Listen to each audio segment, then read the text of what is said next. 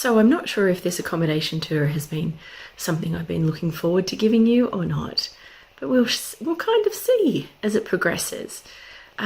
This guest house, I thought I had booked in Faro, and it ended up being in a place called Olaho. It felt like quite a dishonest situation when I booked it, I think, because nothing that I had expected came to fruition. As you'll hear on the video, I did have high hopes for the location, and I did have high hopes for my stay there. Unfortunately, when I arrived, the gentleman who runs the place, I'm going to use that term lightly, said, oh, someone's here to fix the fridge, I have to go. Okay. And I'd worked out after 25 minutes, he'd forgotten me. I was only down the stairs, but he had forgotten me. So I sat there, and then eventually I kind of went up, and he's like, oh, I'd forgotten you.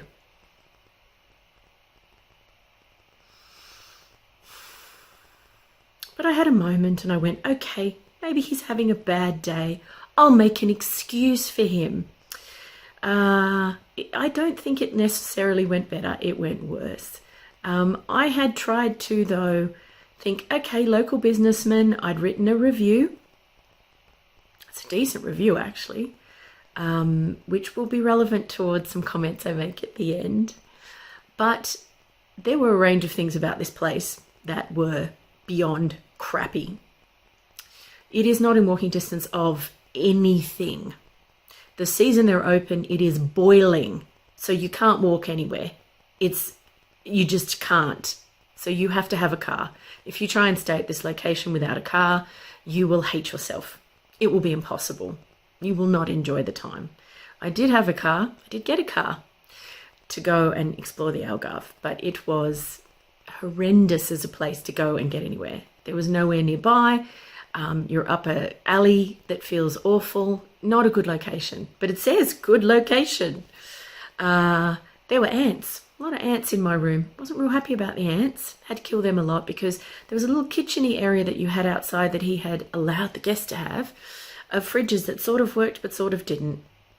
But it didn't really matter because there was no supermarket nearby. So again, unless you were driving, you weren't going to be around to use it.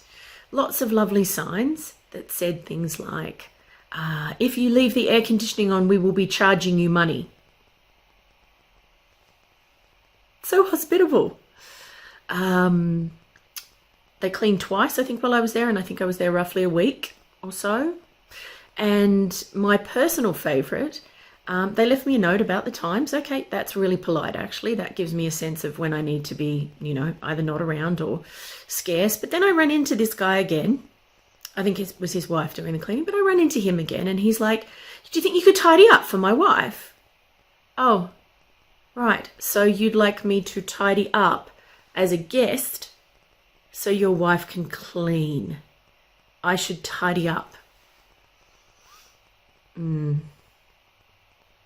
It's my job to tidy up. Yeah, again, I kept wondering, why am I paying for this accommodation? Now, he had a few comments to say that I'm going to share on this video because he was such a treat. I would ask him how he was, and he'd be like, how do you think I am? I'm at work. That felt great, being a guest and told that. He told me all about the fact that everyone warned him not to run a guest house. This is not a good idea. I think he should have listened. The room itself is unfortunately very misleading. Those two single beds weren't single beds.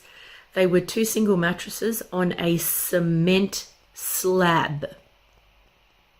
The desk was cement. The chair was cement. He had created cement furniture throughout the room. Those mattresses weren't thick enough to deal with the fact that you were sleeping on cement. I asked him at one point about it. I'm like, it's cement. He's like, you're not going to like this, people, but I'm putting it out there what he said. He said it's because the British tourists break everything. Now, I'm not British, and this is controversial to say this, but it is actually racist to say that. And as far as I know, no race is 100% guilty of anything, even if you've had a bad experience or two and they happen to have been visiting from that particular place. Breakfast. Breakfast. Not the breakfast of kings. He would hide a lot of the bread in the cupboard. Bread. I don't know how many of us had to ask him, is there more bread? And he would cut up a little piece of mango or a little bit of watermelon. So all the women who liked eating the fruit would only eat a little bit because they didn't want to take all of it from everybody else. So he liked creating little bits to make sure that, you know, I don't know, he didn't actually have to supply a proper breakfast. It was half-assed, every single part of it. A little bit of this, a little bit of that. No, no, no. Not worth it. No. That's not how you put on a breakfast for people. You put on a proper breakfast so they don't have to worry about how much fruit. Seriously, fruit. If you can't afford fruit, you can't afford to run the place. Don't do it. Just don't have a business. Go do something else. Obviously, I really wasn't happy with him. He was pretty consistently, and then he made these jokes about, hey, I'll come to your country, you know, I'll visit you in Australia, you'll put me up. Well, firstly, I wasn't living there at the time, and secondly, no, absolutely not. So it was an interesting time. I wasn't super comfortable there. The balcony I show you in the video, I never spent any time on. It was too hot and too full of flies. The pool I went in maybe once, but again, there was no shade, which I can't spend time in a pool that has no shade or around a pool. It was very, very small. And it just, he had the whole place cameraed. He says to me at one point, yeah, it's cameraed because, you know, people sneak people in.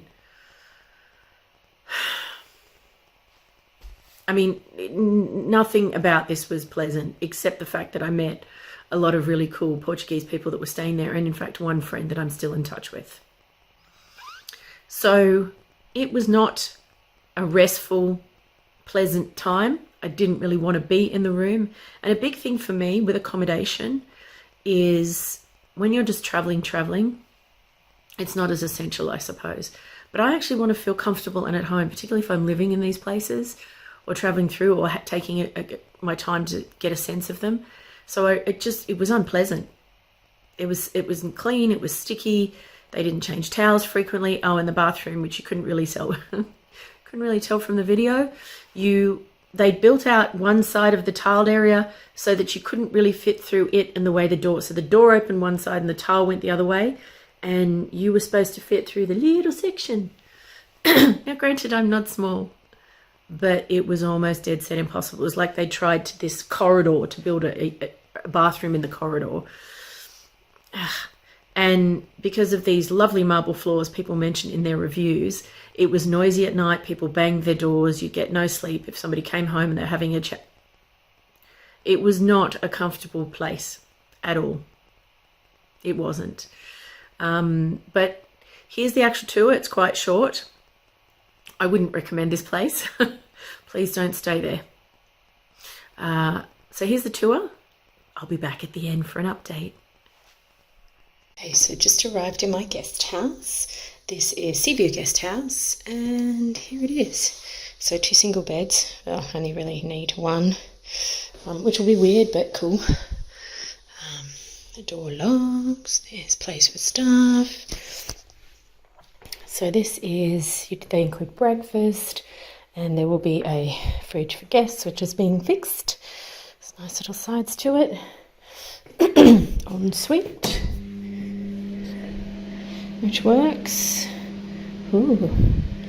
There is me. A bit hot and sweaty from my trip. There's air conditioning and Netflix apparently. Now let's have a look at the outside.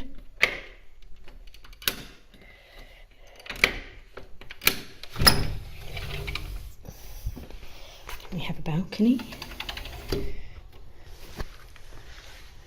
Okay, which is really kind of nice. It's a little seat to the side. This is very much a neighbourhood, very Portuguese. A grassy area and a view over to the pool. So apparently this, from here you get a ferry to things, and that's what I'm going to do this week. But I'm going to get a car.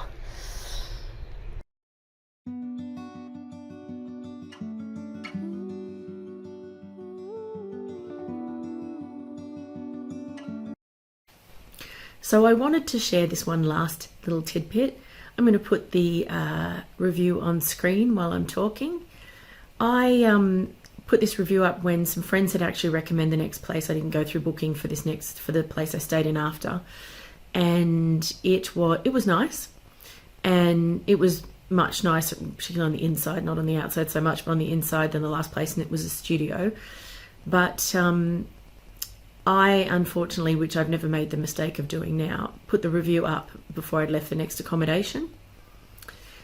And the owner, which I did report to booking.com with no response, the owner decided to ring me on WhatsApp one night, very drunk, and have a go at me over my 8. I gave him an 8. He didn't deserve an 8. He wanted a 10. Let me remind you, cement furniture, a cement bed for a guest house, for holiday accommodation. And he just had a go at me. How could you? And you didn't write about us, and you didn't tell them about the place to stay, and you talked about the local area, and who cares? So he had a full-on go at me. It was a very unpleasant experience. So I would recommend you don't stay at this place, and you tell your friends not to. On top of that, it had cost money to come from Faro to Olaho, which I thought I was staying in Faro. But no, I wasn't. Yes, this will be a place where it was obviously meant to be that I would stay there, but it will never be a place that I visit again. Ah, the joys that Portugal were. Sharing is caring.